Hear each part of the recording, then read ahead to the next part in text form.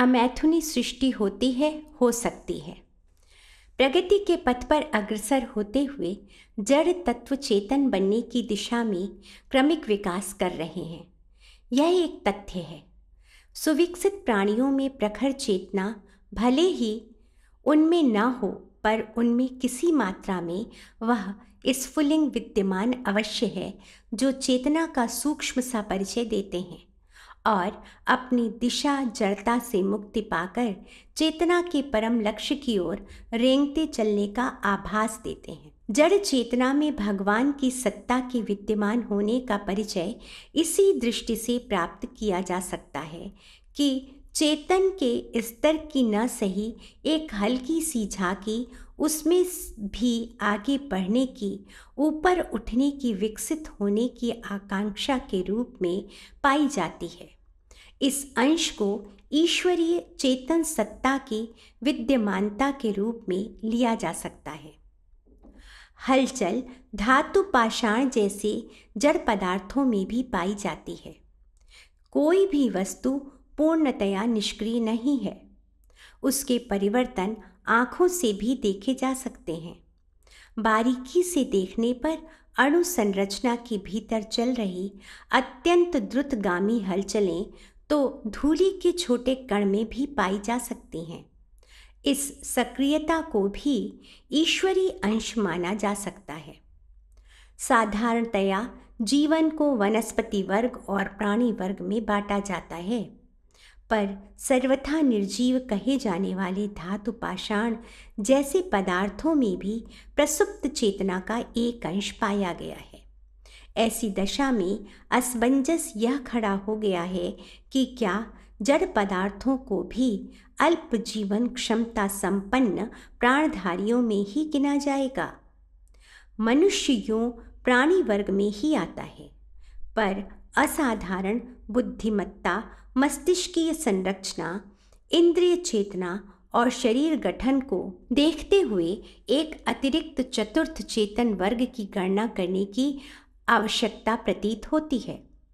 भोजन को ऊर्जा में बदल सकने की क्षमता वाले को जीवधारी मानने वाली परिभाषा अब बहुत पुरानी हो गई।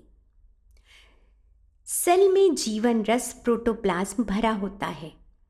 उस रस में 12 तत्व मिले होते हैं: carbon, oxygen, nitrogen, hydrogen, sulphur, calcium, potassium, magnesium, लोहा, फास्फोरस, क्लोरीन और सोडियम। इससे सिद्ध होता है कि जड़ पदार्थों का सम्मिश्रण जीवन तत्व की स्थिरता और प्रगति के लिए आवश्यक है। ऐसी दशा में इन रसायनों में भी जीवन की झांकी की जाए तो कुछ अनुचित न होगा। एक जीवित प्राणी में अगणित जीवन तत्व विद्यमान रहते हैं। एक बूंद खून में हजारों सेल रहते हैं।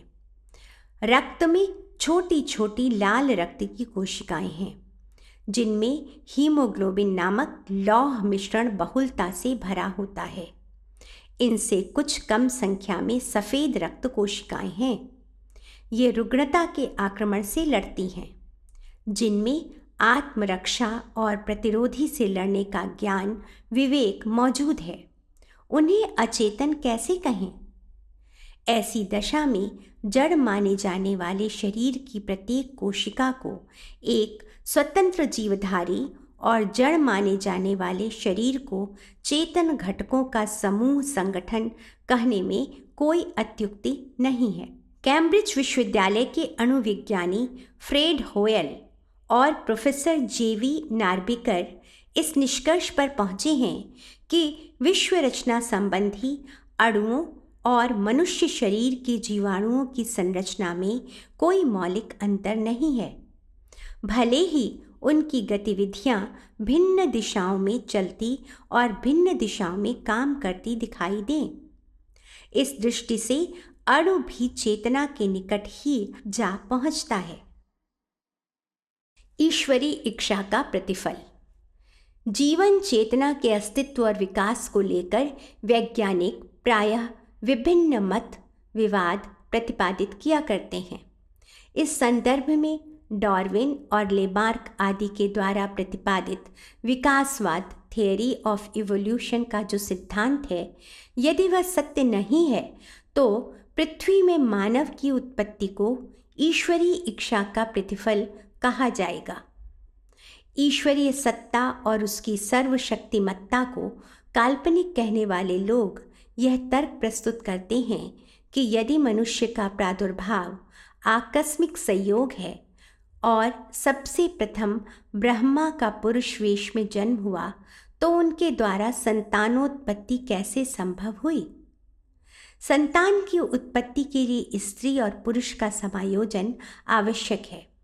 फिर अकेले ब्रह्मा जी अमैथुनी सृष्टि उत्पन्न करने में किस प्रकार समर्थ हुए? अमैथुनी सृष्टि का मातृक पक्ष भी है, जिसमें केवल स्त्रियों द्वारा संतान पैदा करने की बात आती है। यह बात केवल भारतीयों में ही प्रचलित नहीं है, वरन प्रायः सभी धर्मों में ऐसे आख्यान मिलते हैं जिनमें अमैथुनी प्रजा का यह दूसरा रूप अर्थात बिना पुरुष के संयोग के स्त्री द्वारा संतानोत्पत्ति का विवरण मिलता है। सामान्य श्रेणी के व्यक्तियों के लिए यह दोनों ही प्रसंग अप्रामाणिक हैं। इस संबंध में समुचित जानकारी न होने से ही आज तक अति मानवता के उत्तर स्तर की उत्पन्न हुई विभूतियाँ कलंकित हुई हैं। भगवान राम अपने भाइयों सहित पिता के संयोग के बिना जन्मे थे। इतिहास प्रसिद्ध घटना है कि जब दशरथ की आयु ढलने लगी और उनकी कोई संतान नहीं हुई, तो उन्होंने गुरु वशिष्ठ के पास जाकर अपना दुख प्रकट किया। वशिष्ठ ने तब श्रृंगी ऋषि को बुलाकर पुत्रेष्टि यज्ञ कराया। इस यज्ञ में चरु में देव शक्तियों का आवाहन कर उसे तीनों रानियों को बांट दिया गया। एक एक भाग मिलने के कारण कौशल्या और कैकेयी ने एक एक और 2 भाग मिलने के कारण सुमित्रा ने जुड़वा बच्चों को जन्म दिया। इस घटना ने सिद्ध कर दिया था कि देव शक्तियों को कृत्रिम गर्भाधान द्वारा मानव आकृतियों में लाया जा सकता है। ऐसे जो भी शरीर पैदा हुए हैं, शारीरिक गुणधर्म से वे भले ही मनुष्य जैसे रहे हों, पर उनकी आतीन्द्रिय क्षमताएं बहुत बढ़ी चढ़ी रही हैं। इसलिए उन्हें देवदूत, पैगंबर और साक्षात भगवान माना जाता रहा। देव उपासना के द्वारा पुरुष और स्त्री शरीरों में ऐसी शक्तियों का आवाहन, धारण और प्रजनन आज भी संभव है। मरियम तब कुमारी ही थीं जब उन्होंने महापुरुष ईसा को जन्म दिया। मरियम की ईश्वर भक्ति और उनकी आत्म पवित्रता सर्वविदित थी, इसलिए तब उन पर किसी ने दुराचरण का दोषारोपण नहीं किया। पीछे जिन लोगों ने संदेह किया, वह उनकी अपनी भ्रांत धारणाएं थीं। महापुरुष ईसा में जो विशेषताएं थीं, वह बताती थीं कि इस आत्मा का प्रादुर्भाव वंशगत नहीं, वरन ब्रह्मांड की किन्हीं अदृश्य शक्तियों से है। तभी तो वे हर किसी के मन की बात जान सकते थे। एक पाव रोटी से सैकड़ों आदमियों की भूख मिटा सकते थे। किसी भी रोगी को केवल स्पर्श और आशीर्वाद से अच्छा कर सकते थे। विज्ञान ने अमैथुनी सृष्टि की पुष्टि कर दी है। एक दिन वह भी आएगा जब चमत्कार जैसी लगने वाली महापुरुषों की यह बातें भी विज्ञान ऐसे सत्य सिद्ध कर देगा जैसे किसी छोटी सी डाल के पत्ते गिनकर बता देना। कर्ण का जन्म कुंती के उदर से हुआ था। कुंती एक दिन गायत्री मंत्र का जप कर रही थी। महाभारत में कथा आती है कि वे उस दिन अत्यधिक ध्यानावस्थित थीं।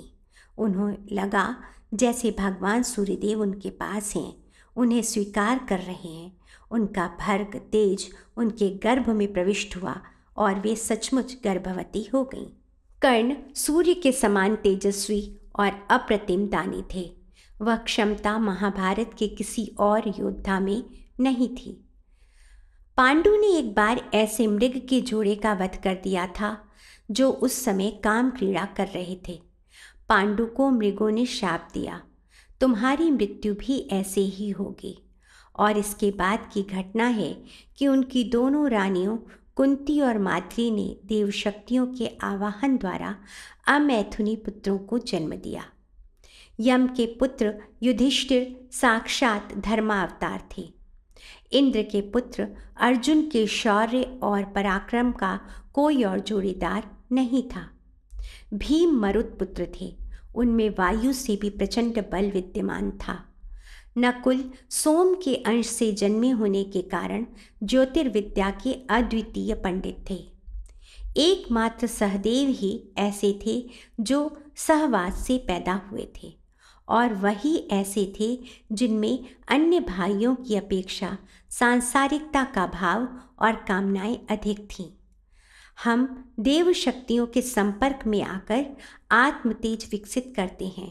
उसका प्रभाव पीढ़ी दर पीढ़ी चलता हुआ चला जाता है। यह बात हमें इन उदाहरणों से देखने को मिलती है। भारतीय अपने आप को देव शक्तियों का अंश, ऋषि पुत्र आदि मानते हैं। उनके ज्ञान, गुण, सौंदर्य आदि की समता पाश्चात्य जगत नहीं कर सकता। कौरव भ्रूण संतान थे। अंजनी पुत्र हनुमान पितृहीन संतान थे। इन घटनाओं से यह सिद्ध हो गया कि संसार में ऐसे तथ्य विद्यमान हैं जो गुण और स्वभाव से मानव प्रकृति के होकर भी ज्ञान, शक्ति और गुणों की दृष्टि से बहुत विकसित होते हैं। उनसे अतीन्द्रिय संपर्क स्थापित होकर कोई भी स्त्री या पुरुष अपने आप में उन दैवी प्रतिभाओं को विकसित कर सकता है। प्रमाण और वैज्ञानिक व्याख्याएं इस तथ्य का समर्थन ही करती हैं। बच्चे का जन्म स्त्री के अंड ओवम और पुरुष के शुक्राणु स्पर्म के मिलने से होता है।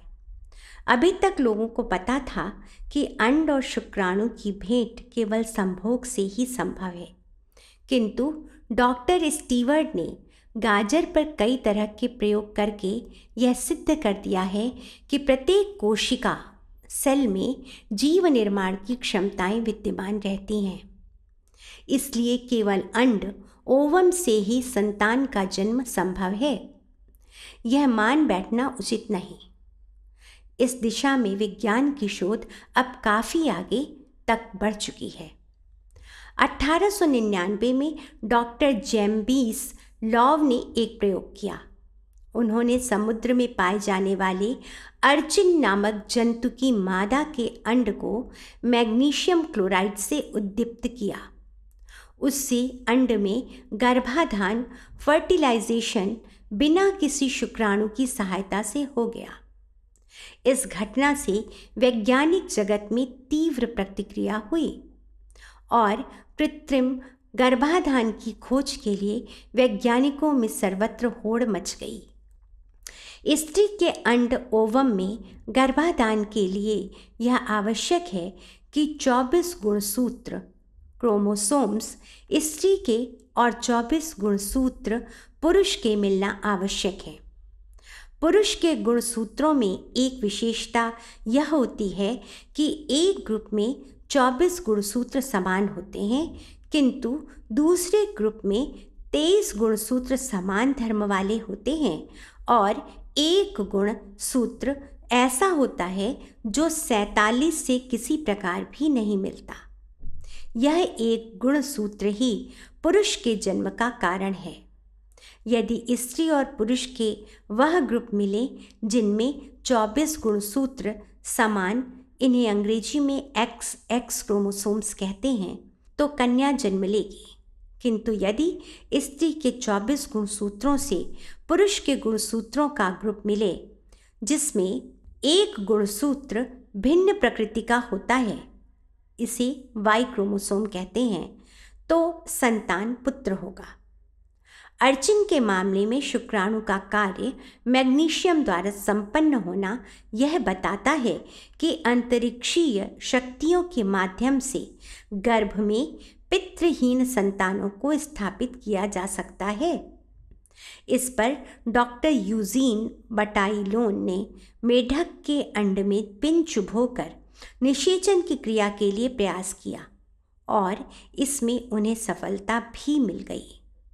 निषेचन का अर्थ है गुणसूत्रों की संख्या दुगनी हो जाना। यदि गुणसूत्रों की संख्या दुगनी हो जाती है तो बिना पिता की सहायता के अंड में संतान रह सकती है। इस प्रयोग में ऐसा ही हुआ। पिन चुभोने से मेढक का निषेचन हो गया और उसको इस कृत्रिम गर्भाधान से ही संतान हो गई। यह प्रयोग खरगोशों पर भी सफल हुए। 15 जुलाई 1967 को लंदन में प्रकाशित होने वाली टिटबिट्स पत्रिका में डॉक्टर जेराल्ड मैकनाइट ने यह लिखा कि ब्रिटेन में इस तरह का क्रमबद्ध प्रयोग चल रहा है। 100 स्त्रियों ने अपने आप को कृत्रिम निषेचन के लिए प्रस्तुत किया, जिनमें कम से कम 8 महिलाएं ऐसी थीं जिन्हें बच्चा पैदा करने में किसी प्रकार पुरुष के सहयोग की आवश्यकता नहीं पड़ी। श्रीमती एमोनेरी जोन्स ने मोनिका नामक पुत्री को जन्म दिया। वैज्ञानिकों ने जोन्स की पूरी देखरेख की थी। वे इनके बारे में निर्विवाद थे। मोनिका के रंग, रूप, आकृति, प्रकृति में मानवोचित गुण, धर्म एवं प्रकृति में बिल्कुल अंतर नहीं था। वैज्ञानिक अब उन तत्वों की खोज में हैं जो कृत्रिम गर्भाधान की क्रिया में शुक्राणु स्पर्म का स्थान ले सकते हैं। इन प्रयोगों की सफलता देवों या ब्रह्मांड स्थित चेतन शक्तियों के रहस्यों का उद्घाटन भी करेंगी। अब एक ही प्रश्न शेष रह जाता है, वह है स्त्री के प्रजनन कोशों में वाई किस्म के गुणसूत्रों की विद्यमानता। अभी तक स्त्रियों के शरीर में इस गुणसूत्र की उपस्थिति का समर्थन नहीं हो पाया। यदि इतना और हो जाए तो किसी को भी यह मानने में आपत्ति शेष न रहेगी कि अमैथुनी सृष्टि का सिद्धांत गलत है। वैज्ञानिक स्पष्ट रूप से व्याख्या भले ही न कर पाए हों, किंतु ऐसे प्रमाण मिल चुके हैं जिनसे पुरुषों में पर्याप्त मात्रा में स्त्रियोचित गुण और स्त्रियों में पुरुषोचित गुण पाए गए हैं। अमेरिका में इन दिनों यौन परिवर्तन सामान्य ऑपरेशन की श्रेणी में आता जा रहा है। वहाँ के अखबारों में आए दिन किसी लड़की को लड़का और लड़की को लड़की की योनि में बदल जाने के समाचार छपते रहते हैं। यह ऑपरेशन उन दशाओं में ही संभव है जबकि यौन परिवर्तन की इच्छा करने वालों में परिवर्तन के लिए उपयुक्त गुण किसी न किसी अंश में पहले से ही विद्यमान हों। इतिहास ऐसी घटनाओं से भरा पड़ा है जिनसे पता चलता है कि स्त्रियों में पुरुषों के और पुरुषों में स्त्रियों के तत्व भी होते हैं, और यह तभी संभव है जबकि उनके वंश को निर्धारित करने वाले गुणसूत्रों में भी यह विशेषताएं विद्यमान हों। यदि यह सच है तो यह मानने में किसी को कोई आपत्ति नहीं होगी कि प्रकृति के प्रत्येक कण में पुरुष और स्त्री दोनों स्वभाव सनातन हैं। इसी को प्रकृति और परमेश्वर की गिरा अरथ जलबीजी सम अभिन्नता कहते हैं। मैड्रिड, स्पेन में मेडिकल फैकल्टी के एक सर्वेक्षण में डॉक्टर जॉन केस्लर नामक एक डॉक्टर का बयान छपा है। डॉक्टर केस्लर ने बताया कि लोजानो नामक व्यक्ति की स्त्री को 2 जुड़वा संतानें उत्पन्न हुई। एक बालक था, एक बालिका। माँ के स्तनों में उतना दूध नहीं होता था जितने से बच्चों की भूख मिट जाती। इस कारण बच्चे दिन भर रोया करते थे। संयोग से लोजानो के स्तन सामान्य पुरुषों के स्तनों से कुछ बड़े थे, सो वह बच्चों को बहलाने के लिए उन्हें अपने स्तनों में लगा लेता। बच्चे दूध पीने लगते। धीरे धीरे लोजानो के स्तनों से दूध निकलने लगा। दूध इतना निकलने लगा कि उसने अपने बच्चों को 5 माह तक दूध पिलाया। पिता का दूध पी पीकर बच्चे खूब स्वस्थ हो गए। नीमेस के डॉक्टर रिवाल ने एक 15 वर्षीय बालक का परिचय छापा था, जिसके दोनों स्तन बालिकाओं की तरह के थे। कुछ दिन में उनसे इतना दूध निकलने लगा कि उसे शर्म से स्तनों में रुई बांधे रहना पड़ता था। जनवरी 1924 के एक अमेरिकन समाचार पत्र में जबोटा जियोबिच नाम के 22 वर्षीय सर्बियन युवक का समाचार छपा है और उसमें आश्चर्यपूर्वक स्वीकार किया गया है कि बेलग्रेड के अस्पताल में उसके पेट का ऑपरेशन करके 10 और 5 इंच लंबे 2 भ्रूण निकाले। इन भ्रूणों के गर्दन, छाती, हाथ, पांव काफ़ी पुष्ट हो चुके थे। यह घटनाएं पुरुषों की हैं और ये प्रमाणित करती हैं कि पुरुषों में स्त्रियोचित संस्कार होना असंभव नहीं, भले ही वे प्रसुप्त अवस्था में हों, पर यदि वे विकसित किए जा सकें तो मनुष्य स्वयं भी अपने शरीर से अमैथुनी सृष्टि पैदा कर सकता है। यही बात स्त्रियों के संबंध में भी है। उनमें अनेक बार पुरुषोचित गुण स्पष्ट रूप से देखने में आते हैं। यह तभी संभव हो सकता है जब पुरुषों के गुण धर्म वाले सूत्र उनके शरीर में पहले से ही विद्यमान हों। अमेरिका की श्रीमती टेलर जैसी वृद्ध होती गईं, उनकी दाढ़ी मूछें काफ़ी बड़ी निकल आईं। इनकी दाढ़ी के बाल स्तनों के नीचे तक पहुंच गए थे। 1732 में ड्रेसडेन में रोजिनो मार्गरेट मुलर का निधन हुआ।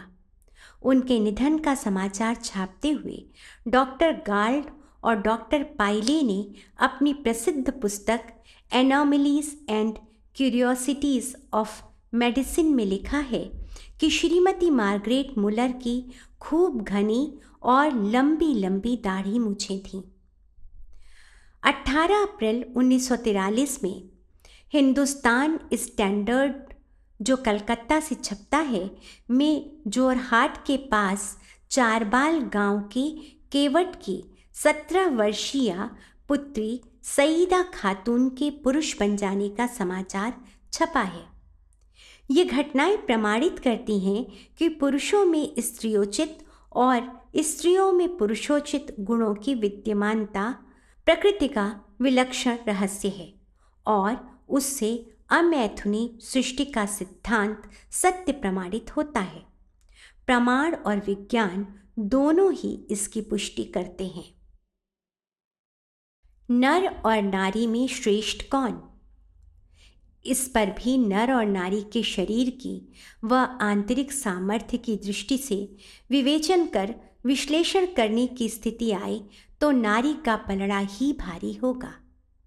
नर शारीरिक दृष्टि से नारी की तुलना में बलिष्ठ भले ही हो, पर इसके अतिरिक्त हर क्षेत्र में नारी की गरिमा बढ़ी चढ़ी है। भावनात्मक उत्कृष्टता के क्षेत्र में तो वह निस्संदेह पुरुष की तुलना में कहीं आगे है। नारी गरिमा का यह तथ्य विज्ञान की कसौटी पर और भी स्पष्ट हुआ है। नारी एकाकी प्रजनन कर सकती है। पुरुष के संयोग के बिना उसके लिए संतानोत्पादन संभव है। पुरुष के लिए यह सर्वथा असंभव है। इस दृष्टि से पुरुष अपूर्ण हुआ और नारी पूर्ण ठहरी। यदि सृष्टि संचालन की बात का ही भौतिक मूल्यांकन किया जाए तो 1 एकड़ भूमि का मूल्य 50,000 रुपया और उसमें प्रयुक्त होने वाले 25 किलो बीज का मूल्य 100 रुपया होता है। संतानोत्पादन का श्रेय यदि दिया जाना हो तो वह नारी को ही मिल सकता है। नर तो उस महान प्रक्रिया में मात्र एक स्वल्प सहयोग भर प्रदान करता है, सो भी इतना कम कि उसके बिना भी काम चल सकता है। यदि किसी कारणवश ऐसी स्थिति आ जाए कि नर और नारी में से इस सृष्टि में एक ही वर्ग शेष रह जाए, दूसरा समाप्त हो जाए, तो नारी में वह क्षमता है कि वह अकेली भी सृष्टि क्रम को संचालित रख सकती है, किंतु पुरुष के लिए ऐसा कर सकना सर्वथा असंभव है। उसके पास वे यंत्र उपकरण ही नहीं हैं जिनसे गर्भधारण संभव होता है। अब तक यही माना जाता था कि नर संयोग के बिना अकेली नारी प्रजनन में असमर्थ है, पर विज्ञान ने सिद्ध किया है कि इस क्षेत्र में भी नारी अपूर्ण नहीं संपूर्ण है। उसमें यह संभावना भी विद्यमान है कि यदि वह चाहे तो स्वावलंबी रहकर शिष्ट संचालन कर सकती है। अभी विज्ञान इतना ही सिद्ध कर सका है कि नारी केवल कन्याओं को ही जन्म दे सकती है। पुत्र जन्म के लिए पुरुष सहयोग अपेक्षित है। फिर अगले दिनों यह कमी जो आज अनुभव की जाती है उसका भी समाधान मिल सकता है। विज्ञान का हर विद्यार्थी जानता है कि प्रत्येक मनुष्य के भीतर उभय लिंग का अस्तित्व विद्यमान रहता है। नारी के भीतर भी नर का अस्तित्व रहता है। इस अंतर्नर को एनिमस कहते हैं और हर नर के भीतर नारी की सूक्ष्म सत्ता विद्यमान रहती है। इस अंतर नारी को एनिमेट कहते हैं। कोई मनुष्य न पूर्णतया नर है और न नारी। स्तन नारी के विकसित होते हैं पर उनका अस्तित्व नर के भीतर भी रहता है। उसी प्रकार प्रजनन अंगों के गह्वर में विपरीत लिंग का अस्तित्व भली प्रकार देखा जा सकता है। शरीर शास्त्र का कोई भी छात्र इसे सहज ही समझ सकता है। इतना ही नहीं, स्वभाव और प्रवृत्तियों में भी बहुत सी बातें ऐसी होती हैं जिनसे नर में नारी का और नारी में नर का अस्तित्व देखा जा सकता है। अविकसित जीवों में नर और मादा का संयोग बिना हुए भी संतानोत्पत्ति का क्रम चलता रहता है। बहुत से पौधे ऐसे हैं जिनकी टहनियाँ काटकर जमीन में गाड़ दी जाएं तो वे उगती हैं और एक स्वतंत्र पेड़ बन जाता है। ईख इसी किस्म का पौधा है। गाजर की हर कोशिका से एक नया गाजर का पौधा उगाकर अमेरिका के वनस्पति विज्ञानी प्रोफेसर स्टीवर्ट ने दिखाया है। हाइड्रा नामक एक सूक्ष्म प्राणी के शरीर का कोई टुकड़ा गिर पड़े तो वह एक स्वतंत्र हाइड्रा बन जाता है। बैक्टीरिया भी इसी तरह दो खंडों में बंटते और अपनी वंश वृद्धि करते हैं। हर वनस्पति की भिन्न लिंगी पराग या बीज में उभय पक्षी लिंग भेद हो ही यह आवश्यक नहीं। पेड़ पौधे के प्रजनन में भी जीवधारियों की तरह परागण क्रिया ही मूल कारण होती है। रज वीर्य की तरह ही इनमें भी स्त्री केशर और पुंकेशर तत्व होते हैं और इनके मिलन पर ही फल और बीज की उत्पत्ति होती है और यहीं से वंश वृद्धि का आधार बनता है। कुछ पौधों में दोनों तत्व पाए जाते हैं और हवा के साथ उड़कर अथवा मधुमक्खियों, तितलियों अथवा अन्य छोटे कीड़ों द्वारा अपने पंख या पैरों के सहारे इधर उधर किया जाता है और जब भिन्न लिंग पराग का परस्पर सम्मिश्रण होता है तो वे गर्भ धारण करते हैं। यह भ्रूण ही फल है। फल के अंदर बीज उसकी अगली पीढ़ी की तैयारी समझी जानी चाहिए। बहुत से पेड़ पौधे एक लिंगी होते हैं। इस प्रकार के मादा पौधे यदि किसी अन्य पेड़ से नर केशर प्राप्त न कर सकें तो वे फलित नहीं होंगे। विज्ञान ने इन पौधों में भी कृत्रिम गर्भाधान की प्रक्रिया आरंभ की है। समर्थ पुंकेशर का संयोग हल्की जाति के मादा केशर से कराने से पौधों के स्तर को अधिक विकसित करने का सफल प्रयोग इन दिनों बहुत चल रहा है। अच्छी जाति के बीज कठिनाई से मिलते हैं। फसल के समय जो बीज अच्छा होता है वह भी ऋतु प्रभाव या छूत के कीड़े चिपक जाने से अपना प्रभाव खो बैठता है और अच्छा दिखने वाला बीज भी घटिया सिद्ध होता है। इसलिए एक नई विधि यह निकाली गई है कि गन्ना आदि की तरह पेड़ के टुकड़े काटकर उन्हें बोने को ही ऐसा योग कर दिया जाए कि अन्य पौधे भी उसी प्रकार बिना बीज के उगने और बढ़ने लगें। टहनियाँ काटकर बोने और उसी से पौधा उत्पन्न हो जाने की विधि अब तक कुछ खास किस्म के पौधों तक ही सीमित थी, पर अब यह प्रयत्न किया जा रहा है कि अधिकांश पौधों में यह सुधार कर दिया जाए कि वे संयोग परागकण की या बाहरी बीज की प्रतीक्षा किए बिना अपने आप में ही वह प्रयोजन पूरा कर लिया करें और परागण की प्रतीक्षा किए बिना ही टहनियों के द्वारा ही अपनी वंश वृद्धि जारी रख सकें। पर प्राणी जगत में यह बात आश्चर्य की समझी जाती थी। निर्जीव अंडा देने वाली मुर्गियां बिना नर के संयोग के अंडे तो दे लेती थीं, पर उनसे बच्चे नहीं हो सकते। मनुष्य जैसे विकसित प्राणी के लिए तो यह और भी कठिन है। पुराणों में ऐसी कथा मिलती है जिनमें यह बताया गया है कि यौन संपर्क के बिना बच्चे हो सकते हैं। लंका दहन के पश्चात हनुमान समुद्र में नहाए, उनका पसीना मछली पी गई और उससे मकर ध्वज का जन्म हुआ। देवताओं और ऋषियों के बारे में भी ऐसा वर्णन मिलता है, पर उन्हें अलंकारिक माना जाता है। पीछे के इतिहास काल में भी जब इस प्रकार की घटनाएं देखने को मिलती हैं, तब यह सोचने को विवश होना पड़ता है कि क्या यह संभव है कि बिना संयोग के संतान उत्पन्न हो सके। वृद्ध दशरथ जी की 3 रानियों की संतानें यज्ञ चरु से हुई थीं। व्यास जी ने वंशनाश के संकट को बचाने के लिए राजा विचित्रवीर्य की रानियों को नग्न देखा भर था और उन्हें पांडु, धृतराष्ट्र और विदुर के रूप में 3 संतानें मिली। इस दिशा में खोज करने पर और भी उदाहरण मिलते हैं। कुंती ने कर्ण को कुमारी अवस्था में ही उत्पन्न किया था। कर्ण ही नहीं, धर्मराज ने से युधिष्ठिर की, इंद्र से अर्जुन की, पवन से भीम की उत्पत्ति मानी जाती है। क्या अशरीरी देव शक्तियों का आवेश नर तनधारियों में संतानोत्पन्न कर सकता है? इस श्रृंखला में तब एक कड़ी और जुड़ जाती है जब हम कुमारी मरियम के पेट से ईसा मसीह के जन्म की बात पढ़ते हैं।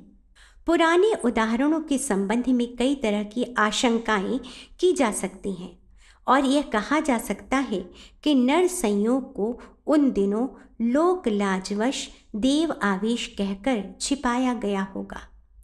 चूँकि वे घटनाएं बहुत पुरानी हो गई हैं और अब उनका परीक्षण विवेचन करने का समय नहीं रहा, इसलिए इन उदाहरणों को लेकर इस निष्कर्ष पर पहुंचना कठिन है कि ईख, गुलाब की तरह टहनियों से अथवा हाइड्रा और बैक्टीरिया जैसे जीवों की तरह क्या मनुष्य भी बिना संयोग के संतानोत्पन्न कर सकता है? केला केवल मादा अंडाशय का ही परिष्कृत रूप है। प्रकृति में तो यह एक लिंगी प्रजनन पार्थिनोजेनेसिस चिरकाल से चला आ रहा है। प्रश्न केवल मनुष्य के संबंध में है। बात असंभव सी लगती है, पर विज्ञान के बढ़ते हुए चरणों ने इस संभावना को एक सच्चाई के रूप में प्रस्तुत कर दिया है कि बिना नर की सहायता के नारी द्वारा अपने कौमार्य और ब्रह्मचर्य की रक्षा करते हुए संतानों उत्पन्न कर सकना संभव है। नर ऐसा कर सके यह कठिन दिखता है, क्योंकि उसके पास भ्रूण धारण करने के वे अवयव नहीं होते जो नारी को उपलब्ध हैं।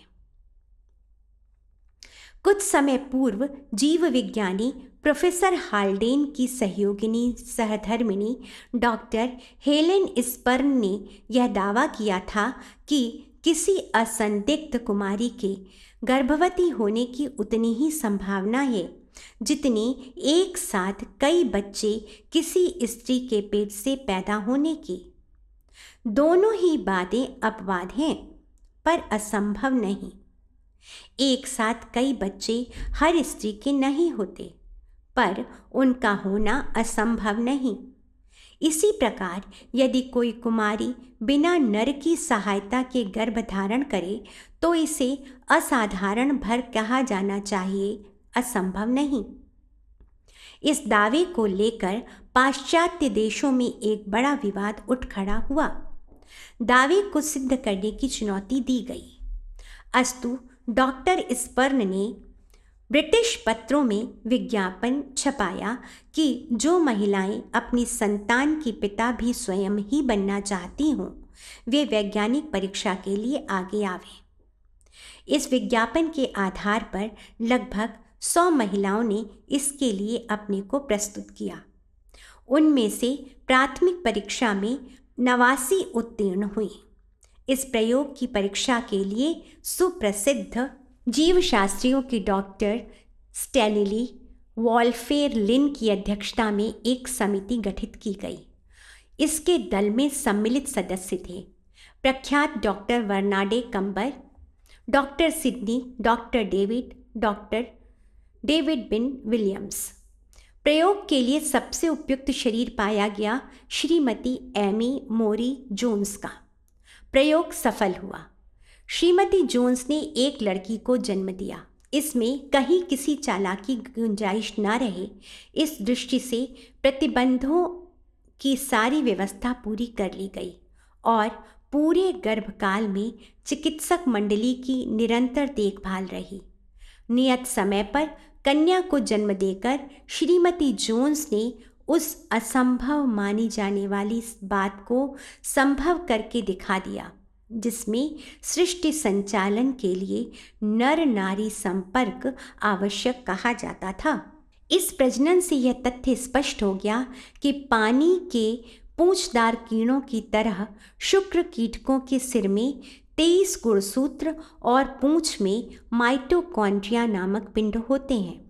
यह पिंड ही शुक्राणुओं को गतिशील होने की शक्ति प्रदान करते हैं।